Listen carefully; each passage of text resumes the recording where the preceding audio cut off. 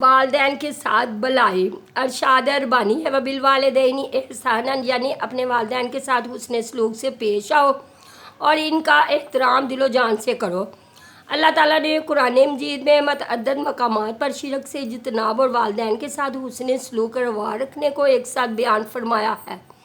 مفسرین اس کی حکمت یہ بیان کرتے ہیں کہ چونکہ اللہ تعالیٰ حقیقی طور پر تخلیق فرمانے والا اور رزق عطا کرنے والا ہے، جبکہ والدین اللہ تعالیٰ کے ان دو افعال کے مظہر اور وسیلہ ہے، اس طرح رب کے معنی پالنے والا ہے اور پرورش کا فریضہ والدین بھی انجام دیتے ہیں۔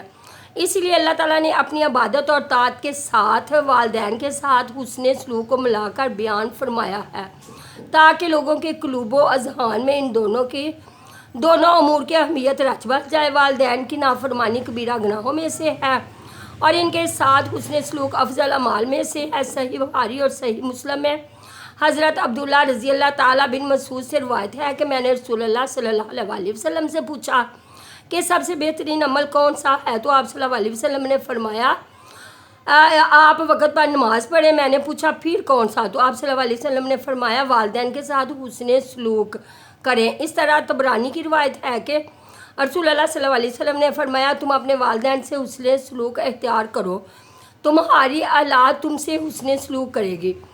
اولاد کو قتل کرنے کی حرمت اللہ تعالیٰ نے جس طرح اولاد کو والدین کے ساتھ حسن سلوک کا اور ادب و احترام کا حکم دیا، اس طرح والدین کو اپنی اولاد پر رحمت و شفقت کا حکم دیا ہے۔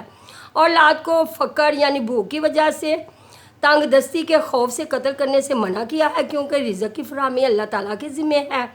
وہ رب کریم جو والدین کو رزق دیتا ہے تو اولاد کے رزق کا ذمہ دار بھی وہی ہے۔